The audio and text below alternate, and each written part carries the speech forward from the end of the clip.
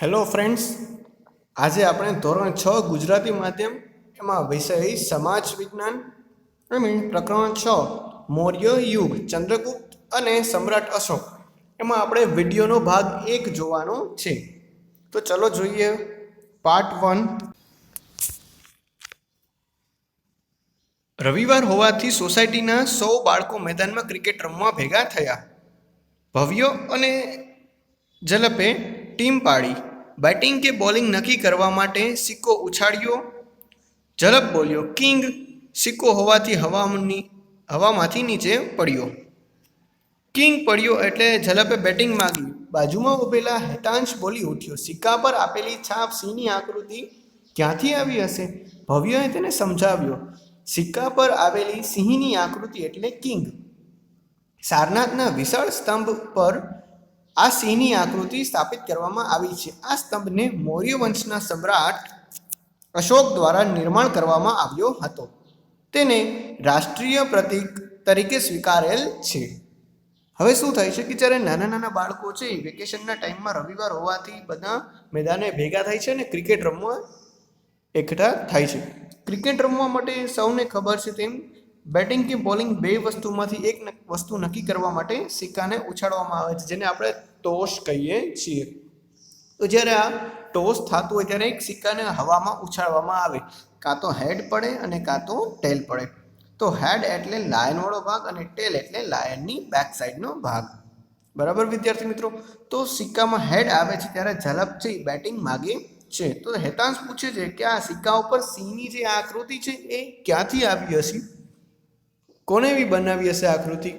ત્યારે ઝલપ તેને સમજાવે છે હેતાંશને કે આ સિંહની આકૃતિ છે સારનાથના સ્તંભમાં આવેલી છે અને આ સ્તંભ આખો છે એ મૌર્ય વંશના જે સમ્રાટ અશોક છે ને તેના દ્વારા બંધાવવામાં આવ્યો છે. જોઈએ હવે કે આ મૌર્ય વંશ છે એ કોણ છે, ક્યાંથી શરૂ થયો અને તેના શાસકો કોણ કોણ થઈ ગયા. તો મૌર્ય વંશ સ્થાપક અને શાસક. પહેલું, ચંદ્રગુપ્ત મૌર્ય. મૌર્યના સ્થાપક ઈસવીસન પૂર્વે 321 થી ઈસવીસન પૂર્વે 297.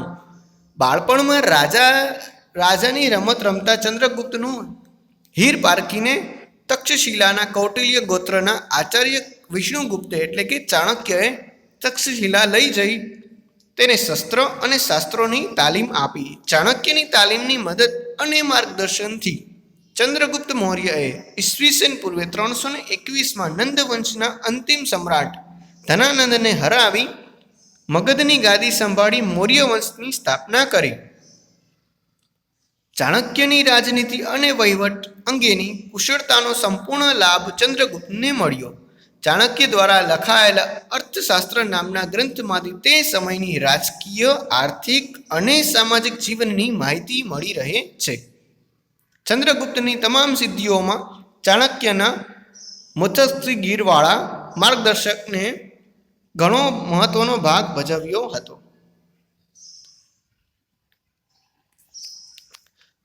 ગ્રીક રાજા સેલ્યુકસ નિકેટર્સને હરાવીને ચંદ્રગુપ્તે 4 પ્રદેશો કાબુલ, કંદહાર, હેરાત અને બલુચિસ્તાન જીત્યા હતા. ચંદ્રગુપ્તની બહાદુરીથી પ્રભાવિત થઈ સેલ્યુકસે પોતાની પુત્રી હેલેનાને ચંદ્રગુપ્ત સાથે પરણાવી અને પોતાના રાજદૂત મેગેસ્થનીસને તેના દરબારમાં મોકલ્યો. પાટલીપુત્રમાં રોકાણ દરમિયાન મેગેસ્થનીસે લખેલા પુસ્તક ઇન્ડિકામાંથી મગધ સામ્રાજ્યના પાટનગર અને તેના વહીવટ વિશેની અગત્યની અને આધારભૂત જાણકારી મળે છે. હવે શું થાય છે કે આ જે મૌર્ય વંશ છે તેનો પ્રથમ સમ્રાટ, તેનો પ્રથમ રાજા, તેનો સ્થાપના છે આપણો ચંદ્રગુપ્ત મૌર્ય. ઈસવીસન પૂર્વે 321 થી 297 પૂર્વે તેનું શાસન હતું. એટલે આજથી લગભગ 2300 થી 2400 વર્ષ પૂર્વની વાત છે.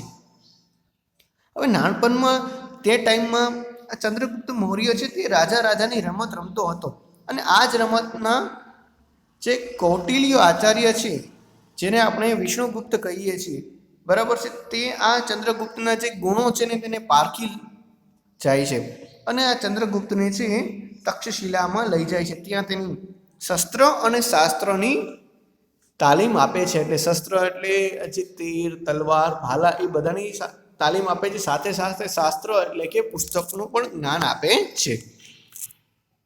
પછી ચાણક્યની તાલીમ અને માર્ગદર્શનથી ચંદ્રગુપ્ત મૌર્ય છે ઈસવીસન પૂર્વે 321માં નંદ વંશના જે અંતિમ સમ્રાટ છે ધનાનંદ, જે મગધની ગાદી ઉપર બેઠેલા હોય છે, તેને હરાવી અને ત્યાં મૌર્ય વંશની સ્થાપના કરે છે. હવે જે આચાર્ય ચાણક્ય છે તે રાજનીતિ અને વહીવટમાં બહુ કુશળ હોય છે, તો તેનો લાભ પણ ચંદ્રગુપ્તને મળે છે અને તેની જ બધી નીતિઓથી ચંદ્રગુપ્તનું જે શાસન છે એ સુવ્યવસ્થિત ચાલતું હોય છે.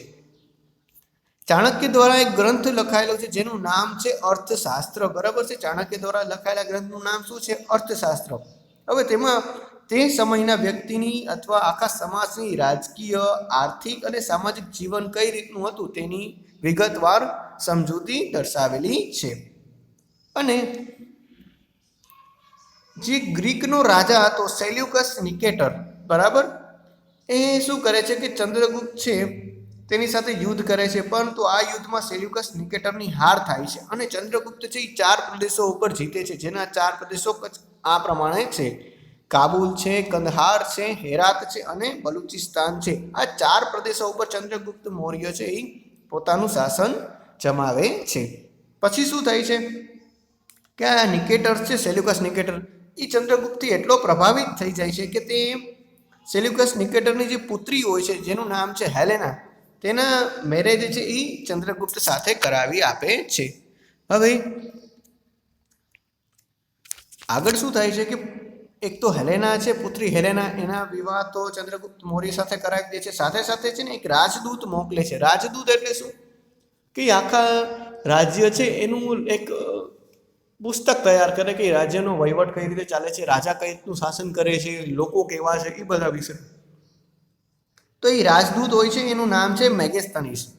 હવે મેગેસ્થનીસ જે બુક લખે છે ને એનું નામ છે ઇન્ડિકા.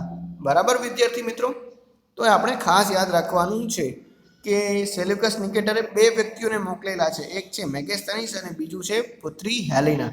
બરાબર છે, એ પુત્રી હોય છે સેલ્યુકસ નિકેટરની. હેલેના નામ છે, મેગેસ્થનીસ પણ નામ છે. હવે મેગેસ્થનીસ એક ગ્રંથ લખે છે જેનું નામ છે ઇન્ડિકા, અને કૌટિલ્ય ચાણક્ય છે એ બુક જે લખે છે જેનું નામ છે અર્થશાસ્ત્ર. તો આ મૌર્ય વંશની જાણકારી માટે આપણને 2 ગ્રંથો મળે છે, અર્થશાસ્ત્ર અને મેગેસ્થનીસનો ઇન્ડિકા ગ્રંથ. બરાબર. હવે જોઈએ રાજ્ય વિસ્તાર કે ચંદ્રગુપ્તનું શાસન છે એ ક્યાં સુધી વિસ્તરેલું હતું. તો ચંદ્રગુપ્તે પોતાની વીરતા અને ચાણક્યની રાજનૈતિક કુશળતાથી પોતાની સત્તાનો પ્રચાર ભારતના અન્ય પ્રદેશોમાં કરી સમગ્ર ભારત પર એક સાર્વભૌમ સત્તા સ્થાપવાનો પ્રયત્ન કર્યો. ઉત્તરમાં અફઘાનિસ્તાન, પેશાવર, કંદહારથી લઈને પૂર્વમાં બંગાળ સુધી તેનું શાસન હતું. પશ્ચિમ ભારત પર પણ એની સત્તા હતી. સૌરાષ્ટ્રમાં પણ તેનું શાસન હોવાથી તથા પુષ્યગુપ્ત નામના વૈશ્ય અમાત્યને ત્યાંના રાષ્ટ્રીય રાજ્યપાલ તરીકે નિમ્યા હોવાનું આધારો જણાવે છે. સૌરાષ્ટ્રમાં આવેલા ગિરિનગર એટલે કે જૂનાગઢના ગિરનાર પર્વતમાંથી નીકળતી નદીઓ પર બંધ બાંધી પુષ્યગુપ્તે સુદર્શન તળાવનું નિર્માણ કર્યું હતું. તો આમાં શું કહે છે કે ચંદ્રગુપ્ત મૌર્ય છે એ ચાણક્યની મદદથી ભારતના અન્ય જેટલા પણ રાજ્યો હતા એના ઉપર એક સાર્વભૌમ સત્તા સ્થાપવાનો પ્રયત્ન કર્યો હતો. હવે એની એટલે શું, તો સાર્વભૌમ સત્તા એટલે અત્યારે કેમ કે દિલ્હીનું શાસન પૂરા ભારતમાં છે, બરાબર છે, ભારતમાં પણ એક કેન્દ્ર ગવર્મેન્ટ છે, તેનું શાસન આપણા ગુજરાત, મહારાષ્ટ્ર એમ બધા રાજ્યો ઉપર છે. એવી રીતની જ એક સાર્વભૌમ સત્તા સ્થાપવાનો વિચાર હતો. જેમ કે ઉત્તરમાં અફઘાનિસ્તાન છે, પેશાવર છે, કંદહારથી લઈને પૂર્વ બંગાળ સુધી તેનું શાસન હતું. હું તમને નીચે નકશો બતાવીશ, ત્યાં બધા જે નામ આપતો ગયા છે આપણે, કાબુલ, કંદહાર, હેરાત, બલુચિસ્તાન, અફઘાનિસ્તાન, પેશાવર, કંદહાર, એ ગોતવાનો પ્રયત્ન કરજો. હવે પશ્ચિમ ભારતની વાત કરીએ તો આપણું જે સૌરાષ્ટ્ર છે ગુજરાતનું, બરાબર વિદ્યાર્થી મિત્રો, આપણે આ ગુજરાત ડ્રો કરીએ તો આ જે ભાગ છે આપણો, આટલો જે ભાગ, બરાબર, તો એ બધાને સૌરાષ્ટ્ર કહેવામાં આવે છે. તો એ સૌરાષ્ટ્રમાં પણ ચંદ્રગુપ્ત મૌર્યનું શાસન હતું. હવે શાસન કરવું, બધી જગ્યાએ શાસન કરવું તો એના માટે પણ પોસિબલ નહોતું. આ આપણા ભારતનો નકશો છે, તો અહીંયા ચંદ્રગુપ્ત મૌર્ય હોય તો એ બધી જગ્યાએ પહોંચી શકે નહીં. તો એ પહોંચવા માટે શું કરતો, તે પોતાના વ્યક્તિઓની નિમણૂક કરતો. તો એવી રીતે સૌરાષ્ટ્રમાં શાસન કરવા માટે પુષ્યગુપ્ત નામના વૈશ્ય અમાત્યને નિમણૂક કરી હતી. બરાબર વિદ્યાર્થી મિત્રો, પુષ્યગુપ્ત નામનો એક વ્યક્તિ હતો. અત્યારે જેને આપણે રાજ્યપાલ કહીએ છીએ તે જ એવી રીતે નિમણૂક પામેલો હતો. તો આ પુષ્યગુપ્તે શું કરેલું કે પુષ્યગુપ્તે સૌરાષ્ટ્રમાં જે ગિરિનગર આવેલું હતું, ગિરિનગર એટલે હાલનું જુનાગઢ, એટલે ગિરનાર પર્વતમાળામાંથી જેટલી નદીઓ નીકળતી હતી ને એ નદીઓ પર બંધ બાંધ્યો હતો અને ત્યાં સુદર્શન તળાવનું નિર્માણ કર્યું હતું. માની લો કે આ એક નદી નીકળે છે તો નદીનું પાણી વહી ન જાય એટલે એના પર એક બંધ બાંધવામાં આવે અને બંધનું પાણી છે એ અલગ અલગ જગ્યાએ પહોંચાડવામાં આવે. બરાબર છે. અને એક તળાવ વચ્ચે બનાવવામાં આવે. આ તળાવને કહેવાય છે સુદર્શન તળાવ. આગળ જોઈએ, દક્ષિણ ભારતમાં કોંકણ, કર્ણાટક, મહારાષ્ટ્ર વગેરે પ્રદેશોમાં પણ મગધ સામ્રાજ્યનો એક ભાગ હતા. વાયવ્યમાં છેક પશ્ચિમ ગાંધાર, અફઘાનિસ્તાન સુધીના પ્રદેશો પણ ચંદ્રગુપ્તની સત્તા હેઠળ હતા. આમ સમગ્ર ભારત પર મૌર્ય સામ્રાજ્યની સાર્વભૌમ સત્તા પ્રવર્તી હતી. દક્ષિણ ભારતમાં કોંકણ છે, કર્ણાટક છે, મહારાષ્ટ્ર સુધીના પ્રદેશો છે મગધ સામ્રાજ્યનો ભાગ હતો અને પશ્ચિમમાં વાત કરીએ તો ગાંધાર, અફઘાનિસ્તાન સુધી છે એ મૌર્ય સામ્રાજ્યનો એક ભાગ હતા. બરાબર વિદ્યાર્થી મિત્રો, જોઈએ આગળ. આ નકશામાં તમે મેં જેટલા પણ રાજ્યોના નામ આવેલા છે અને હું કીધેલા છે તમને તે ગોતવાનો પ્રયત્ન કરજો. જેમ કે ગિરિનાર છે, બરાબર છે, આ ગિરનાર છે જુનાગઢ પાસે આવેલો છે, જ્યાં ગિરિનગર આવેલું છે, સુદર્શન તળાવ આવેલું છે, આ તક્ષશિલા છે જ્યાં ચંદ્રગુપ્ત મૌર્યએ શિક્ષા અને દીક્ષા લીધી હતી, પાટલીપુત્ર છે જ્યાં તેનું શાસન હતું, કલિંગ આવેલું છે. તો એવી રીતે બધા ગોતવાનો પ્રયત્ન કરજો. હવે રાજદૂત એટલે એલચીની વાત કરે છે. એક રાજ્યનો બીજા રાજ્યમાં મોકલવામાં આવતો પ્રતિનિધિ, એક રાજ્યનો બીજા રાજ્યમાં મોકલવામાં આવતો પ્રતિનિધિ. બરાબર ને. સેલ્યુકસ નિકેટર્સે ચંદ્રગુપ્તને રાજ્યમાં પોતાનો એક પ્રતિનિધિ મોકલ્યો હતો જેનું નામ છે મેગેસ્થનીસ ઇન્ડિકા નામનો ગ્રંથ લખેલો છે. આગળ જોઈએ, ચંદ્રગુપ્તે તેના જીવનનો અંતિમ સમય જૈન મુનિ ભદ્રબાહુ સાથે મૈસૂર હાલ કર્ણાટકના શ્રવણ બેલગોડામાં વિતાવ્યો હતો. ઈસવીસન પૂર્વે 297 તે મૃત્યુ પામ્યો. ચંદ્રગુપ્તે 24 વર્ષ રાજ્ય કર્યાનું અને છેલ્લા વર્ષોમાં તેણે જૈન ધર્મ અપનાવ્યાની વાત જૈન પુરાણોમાંથી મળી આવે છે. હવે શું કહે છે કે ચંદ્રગુપ્તનો જ્યારે અંતિમ સમય આવ્યો એટલે કે જે મૃત્યુનો સમય આવ્યો ત્યારે તે જૈન મુનિ ભદ્રબાહુ છે તેની સાથે મૈસૂરમાં એટલે કે હાલના કર્ણાટકમાં બેઠા હતા. કર્ણાટકમાં બેલગોડા નામનું જગ્યા છે ત્યાં પોતાનું છેલ્લો સમય વિતાવી રહ્યા હતા. હવે ઈસવીસન પૂર્વે 297 તે મર્યા હતા. બરાબર છે. એટલે આજથી લગભગ 2200 થી 2300 વર્ષની વાત છે. ચંદ્રગુપ્તે 24 વર્ષ સુધી પોતાનું શાસન કર્યું હતું એવું આપણે જૈનના જે ગ્રંથો છે તેમાંથી મળી આવે છે. જોઈએ આગળ. ભારતમાં મૌર્ય વંશની સ્થાપના પહેલાનો ઇતિહાસ આદ્ય ઇતિહાસ તરીકે ઓળખવામાં આવે છે. તો ભારતમાં મૌર્ય સ્થાપના પહેલાનો જે પણ ઇતિહાસ છે એને કયા ઇતિહાસ તરીકે ઓળખવામાં આવે ત્યારે એવો પ્રશ્ન આવે તો એક જ જવાબ આવવો જોઈએ આપણા માઇન્ડમાં કે આદ્ય ઇતિહાસ તરીકે ઓળખવામાં આવે છે. કયો ઇતિહાસ? આદ્ય ઇતિહાસ. બરાબર. આગળ જોઈએ, મૌર્ય વંશની સ્થાપનાની ચોક્કસ અને આધારભૂત માહિતી વિવિધ સ્ત્રોતમાંથી મળી રહે છે. ચંદ્રગુપ્ત મૌર્ય દ્વારા વિષ્ણુગુપ્ત ચાણક્યની મદદથી સ્થાપવામાં આવેલું મૌર્ય સામ્રાજ્ય ભારતનું પ્રથમ ઐતિહાસિક સામ્રાજ્ય કહેવાય છે. તો અહીંથી બીજો પ્રશ્ન એ પણ નીકળી શકે કે ભારતનું પ્રથમ ઐતિહાસિક સામ્રાજ્ય કયું હતું? તો ચંદ્રગુપ્ત અને વિષ્ણુગુપ્ત સ્થાપેલું મૌર્ય સામ્રાજ્ય છે એ પ્રથમ ઐતિહાસિક સામ્રાજ્ય કહેવાય છે. હવે મૌર્ય વંશ છે આપણને એની જાણકારી છે, એની માહિતી છે, એના સ્ત્રોત કયા કયા છે? તો પેલું છે આપણું અર્થશાસ્ત્ર કોણે જે બનાવેલું છે, રચેલું છે તે વિષ્ણુગુપ્ત આચાર્ય જેને કૌટિલ્ય કહેવાય છે. બરાબર. બીજું છે ઇન્ડિકા, મેગેસ્થનીસે લખેલું છે, સેલ્યુકસ નિકેટરે મોકલેલો વ્યક્તિ છે, એલચી છે, રાજદૂત છે. આગળ જોઈએ દીપવંશ અને મહાવંશ.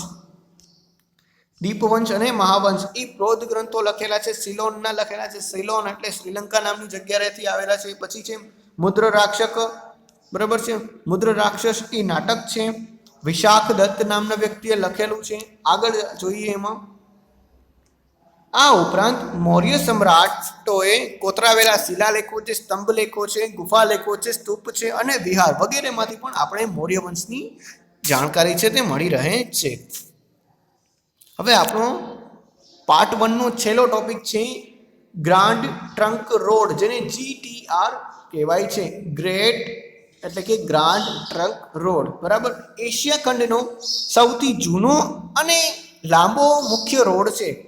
પૂરા એશિયા છે આપણું, એનો સૌથી જૂનો અને લાંબો ખંડ છે એ છે GTR. રોડનું મુખ્ય નિર્માણ ચંદ્રગુપ્ત ના સમયમાં થયું હતું. તે તામ્રલિપિ થઈને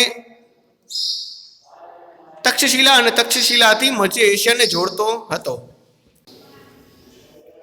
તે સમયે ગંગાના મેદાનથી ગાંધાર સુધીના રોડ વિસ્તરેલા હતા. શેરશાહ સૂરીએ પોતાના શાસનકાળમાં આ રોડનું પુનઃનિર્માણ કરાવ્યું હતું. અંગ્રેજ શાસન દરમિયાન ડેલહાઉસીએ કોલકાતાથી પેશાવર સુધી આ રોડનું પુનઃનિર્માણ કરાવ્યું હતું. વર્તમાન સમયમાં આ રોડ દિલ્હીથી કોલકાતા સુધીના રાષ્ટ્રીય ધોરીમાર્ગ તરીકે ઓળખાય છે. હવે શું કહે છે કે ચંદ્રગુપ્ત મૌર્યના સમયમાં આ રોડનું પ્રથમ વખત નિર્માણ થયું હતું, બરાબર છે. ચંદ્રગુપ્ત મૌર્યએ તામ્રલિપિથી લઈને તક્ષશિલા અને તક્ષશિલાથી લઈને મધ્ય એશિયા સુધીનો રોડ બનાવ્યો હતો. એટલે કે આ તામ્રલિપિ છે, આ તક્ષશિલા છે અને આ મધ્ય એશિયા છે. તો તામ્રલિપિથી તક્ષશિલા, તક્ષશિલાથી મધ્ય એશિયા સુધીનો રોડ બંધાવ્યો હતો. જે તે સમયે ગંગાના મેદાનથી ગાંધાર સુધીનો રોડ વિસ્તરેલો હતો. એટલે આ રોડની પહોળાઈ શું છે કે આ ગંગા નદી છે અને આ ગાંધાર છે, તો ત્યાં સુધીની આ રોડ છે એ વિસ્તરેલો હતો. એવી રીતનો પછી શું થાય છે કે જ્યારે શેરશાહ સૂરી આવે છે, આપણે આ આગળના ધોરણમાં ભણીશું કે શેરશાહ સૂરી કોણ હતો. તો શેરશાહ સૂરીએ આ રોડને પુનઃનિર્માણ કરાવ્યું, કારણ કે આ રોડ છે એ ચંદ્રગુપ્ત મૌર્યના સમયમાં બંધેલો હતો. તો આ રોડ છે એ બહુ જૂનો થયો હતો અને પુનઃનિર્માણ કરાવવાની સતત જરૂર હતી. પછી અંગ્રેજોનું જ્યારે શાસન કરવા આવ્યા ત્યારે ડેલહાઉસીએ પણ કોલકાતાથી પેશાવર સુધીનું રોડનું ફરી એકવાર નિર્માણ કરાવ્યું હતું. અને હાલના ટાઈમમાં દિલ્હીથી કોલકાતા સુધી આ રાષ્ટ્રીય ધોરીમાર્ગ તરીકે ઓળખાય છે, બરાબર વિદ્યાર્થી મિત્રો.